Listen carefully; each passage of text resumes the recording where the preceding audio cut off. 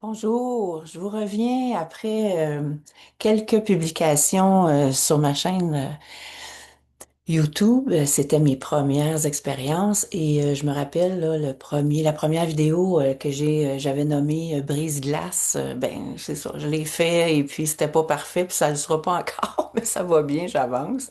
Je dépasse mes peurs puis je pense que le plus important c'est de me permettre de transmettre ce que j'ai à partager. Donc voilà, la deuxième publication, c'est une autre vidéo qui s'appelait Le deuil autrement.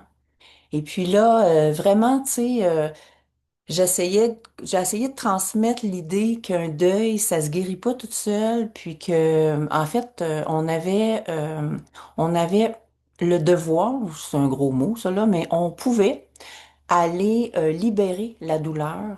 En fait, c'est la seule façon, je pense que de guérir, c'est comme s'occuper d'une cicatrice et changer ses pansements, prendre soin de sa plaie, jusqu'à ce que vraiment on puisse apercevoir la guérison. Alors, je mentionnais pas ça, mais tu sais, c'est pour ça qu'il y a beaucoup de personnes vont rester longtemps avec un deuil, vont rester. Il y en a même qui tombent malades, hein, c'est vrai, là. Moi, j'ai pas de chiffre là-dessus, mais on a tous entendu ça. Alors, donc, la blessure, la douleur, la souffrance, elle est réelle. Mon souci était de sensibiliser les gens à cette réalité, à garder l'œil ouvert sur les gens qu'on connaît qui traversent un deuil. Et je m'adressais également à ceux qui vivent le deuil et j'invitais et j'invite encore les personnes à aller rencontrer cette douleur-là qu'on aimerait plutôt fuir parce que c'est très intense. J'ai fait une autre vidéo, en fait, c'est une entrevue que j'ai eue et je remercie la réalisatrice qui s'appelle Joanne Perrault, qui m'a invité à partager mon expérience de contact avec mon conjoint décédé. Sur une période de 5 ans, j'ai vécu ce qu'on appelle des VSCD, vécu subjectif de contact avec un défunt. Mais c'est vrai que c'est peut-être pas trop habituel parce que ce genre d'expérience-là peut nous arriver quelquefois dans une vie. Et je le mentionnais d'ailleurs, la plupart des personnes, ben, la moitié des gens endeuillés, une personne sur deux vit une expérience comme ça, ose pas en parler, la remet en doute, garde ça secret. Bon, enfin, c'est pas quelque chose qui est très populaire comme sujet. Puis moi, j'avais le goût d'en parler parce que moi, ça a duré tellement longtemps, 5 ans, mais je comprends pourquoi aujourd'hui. Je l'aurais pas compris, ça change pas que je l'ai vécu pareil. Et ben c'est ça. Donc j'ai eu la chance de parler de ça, j'ai eu la chance de dire de vous annoncer, ben, de vous informer que j'ai écrit un livre qui parle de ça. Mais ce livre-là a été écrit avant que je rencontre la méthode qui m'a vraiment guérie. Et là, pour moi, c'est ça aujourd'hui. C'est de ça que je veux vous parler. Vous savez, euh, peut-être vous mettre en contexte, tu sais, mon conjoint est décédé d'une maladie qui est arrivée de façon fulgurante, tout allait bien, on était sous le choc, surpris, il est parti très vite. Et puis, l'année qui a suivi, on a eu une crise au niveau de la famille, un passage très difficile. Les relations ont été coupées avec mes enfants, mes petits-enfants. J'ai des relations aussi d'amitié qui ont pris fin à ce moment-là. Alors moi, je vous raconte ça juste pour vous mettre en contexte, euh, tu sais, à quel point la perte était intense pour moi. Tu sais, perdre mon conjoint, ça faisait 40 ans qu'on était ensemble, je l'aimais. Mes enfants, les personnes que j'aime le plus au monde, on était en état de crise. Les petits-enfants m'ont été interdits de visite et tout ça. Donc, vous comprenez comme si ma vie s'effritait complètement. D'ailleurs, j'ai vraiment appris, nommer cette période-là l'effondrement. Ensuite, bon, la vente de la maison. Ensuite, la période de la COVID, oh mon Dieu. Après ça, le travail, j'ai pris ma retraite. Bon, vous savez, on a tout, on a toute une histoire. On a tous et toutes des défis dans la vie. Alors, je suis pas en train de me présenter comme une victime, pauvre de moi, voici ce qui m'est arrivé. Je suis juste en train de vous dire que dans cette intensité de, de, de déchirure, de souffrance, de défis à traverser, j'ai appris pendant 5 ans ne pas fuir mes ressentis. Ça, c'est énorme. Parce que quand on est fait comme ça, tu sais, quand ça fait mal, on veut pas rester là. C'est humain, là, de fuir ce qui est désagréable, ce qui est souffrant. C'est très humain parce que on a peur aussi d'aller là. Alors donc, j'ai appris pendant 5 ans à rentrer dans ce qui m'habitait et de ne pas le fuir. Trop de travail, prendre du vin, manger beaucoup, magasiner, je sais pas, là, on a toutes nos façons de fuir. Mais là, c'est ça, moi, ça a été vraiment là de rester avec. Et là, j'ai été accompagnée pour ça. Puis, mon conjoint, avec qui j'avais une relation, communication, aussi m'a beaucoup supporté. Mais 5 ans après, quand je pensais à Alain, je pleurais encore. Quand je pensais à mes petits-enfants, j'étais déchirée. Mes enfants, en tout cas, tout ça, là, je pouvais pas m'arrêter de souffrir finalement. C'est sûr qu'en intensité, ça avait changé, mais j'avais des passages à vide, c'était vraiment grand. Alors là, j'ai connu, par pur hasard, j'ai connu une méthode que j'ai découvert sur YouTube qui s'appelle la méthode vibration avec Hélène Pavot. Moi, quand j'ai écouté cette fille-là, je la trouvais tellement près de, de, de son cœur, de sa vérité, de sa simplicité, mais ça vibrait à l'intérieur de moi comme étant quelque chose de vrai. Alors, je me suis rapprochée, j'ai pris des informations, et ça m'a amené à faire un suivi individuel sur une période de 3 mois.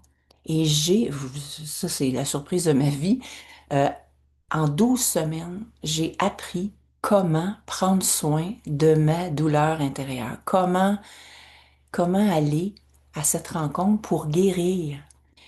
Et la bonne nouvelle, c'est que oui, exactement ce qui s'est passé en 12 semaines. Ben, c'est pas beaucoup, là, c'est pas long, ça. Mais j'ai vraiment été au cœur de mon deuil. Et puis, j'ai vécu ça, la guérison. C'est pas miraculeux, là. Je vous dis pas que c'est magique, là, hein. C'est pas de ça que je parle. Alors, ce que j'ai appris, c'est de me reconnecter. Bon, ça, je le savais, ça faisait 5 ans que je me pratiquais à revenir, à pas fuir, à ressentir. Mais tu sais, un coup que je ressens ma peine puis que je la pleure, ça voulait pas dire que c'était terminé, ça, là. Alors, donc, ça revenait. À chaque fois qu'il y avait un déclencheur, un souvenir, une pensée, bon, je redéclenchais, je repleurais. Bon, avec la méthode, je suis allée j'ai appris à me reconnecter, mais aussi à aller ressentir dans mon corps où ça, f- où ça résonnait. Et ça, c'est nouveau, là. Je savais pas, moi, que c'était de même, là. Alors, par exemple, quand j'avais le goût de pleurer puis que ça me poignait dans la gorge, tu sais, j'étais, ah, ici, là, j'ai appris à aller rencontrer cette sensation-là dans ma gorge, à mettre toute mon attention, à accueillir tout ça, comme quand on accueille un enfant tu sais, qui pleure, par exemple. Vous savez, il y a deux façons de faire. Un enfant qui pleure, on peut le prendre dans nos bras, puis essayer de le consoler pour qu'il arrête de pleurer. Hein? Ça, on a tout appris ça, on a tout fait, on l'a tout fait, ça. Moi, j'ai fait ça avec mes enfants, en tout cas. Puis, c'est pas la bonne...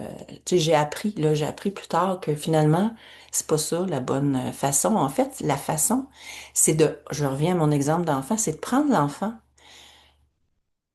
près de soi là, tu sais, et le laisser pleurer, lui permettre d'exprimer sa peine jusqu'au bout, ou sa colère, ou sa joie, ou enfin ce qui le traverse. Et quand ça s'est exprimé, flou, c'est fini.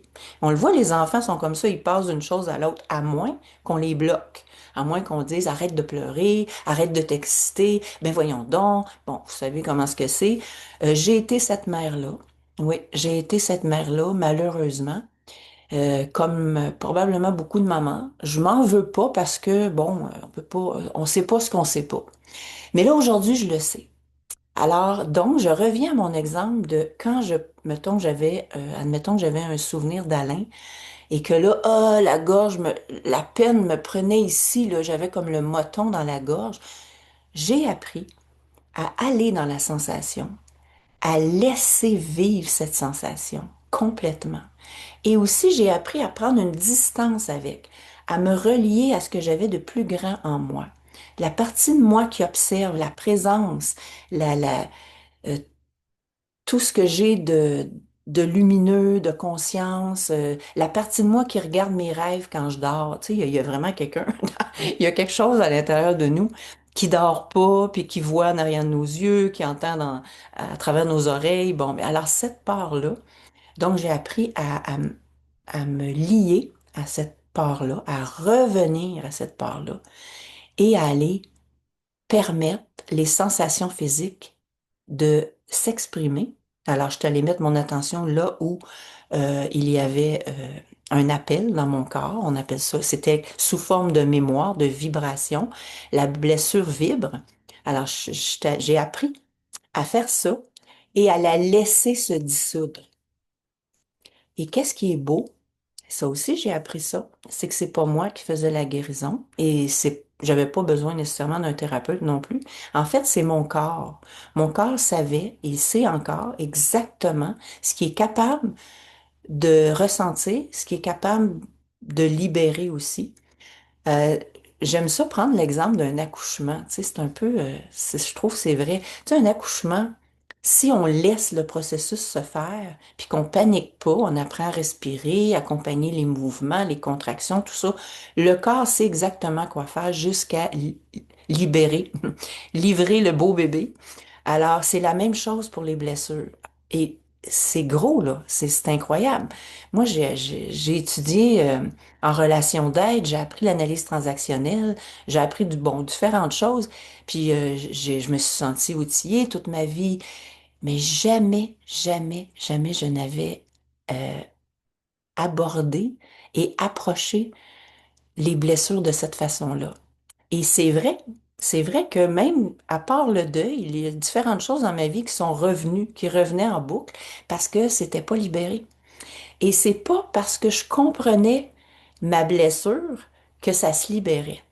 Alors c'est pas comme si on sait comment nager qu'on sait nager. Vous savez ce que je veux dire? Alors faut l'apprendre, faut aller dans l'eau, faut se baigner, faut se baigner dans la pratique. Alors c'est la même chose avec cette approche-là. Donc j'ai appris à plonger à l'intérieur de moi, à aller rencontrer mes blessures et à appliquer le protocole de la méthode vibration. Je suis devenue complètement autonome. J'ai pas besoin d'aller consulter. Chaque fois qu'il se passe quelque chose, je sais comment faire. Ça se fait. Et la belle nouvelle, ben, c'est que je ne souffre plus. Mon mari n'est pas revenu. Mes petits-enfants non plus. Là, j'ai une réconciliation avec une de mes filles. Mais j'ai plus de peine, j'ai pas de colère, j'ai pas de haine. Tout ça, ça a été, ça a été libéré, vraiment. Et puis, tellement que j'ai décidé que j'allais me former à cette approche-là. Je suis devenue praticienne certifiée. J'ai déposé mon mémoire. C'est une vraie pratique avec supervision, des stages, etc. Et aujourd'hui, je fais ça. J'accompagne. J'accompagne pour transmettre cette connaissance-là pour que plus de personnes possibles puissent devenir autonomes et plus de personnes possibles puissent se reconnecter à ce qu'ils ont de plus naturel, de plus spontané. Et ainsi, quand on dit, tu sais, le mot vibre-action, nous autres, on s'en va apprendre à libérer la vibration. Puis l'action, c'est après la vie qu'on mène. On la fait plus à partir de notre blessure.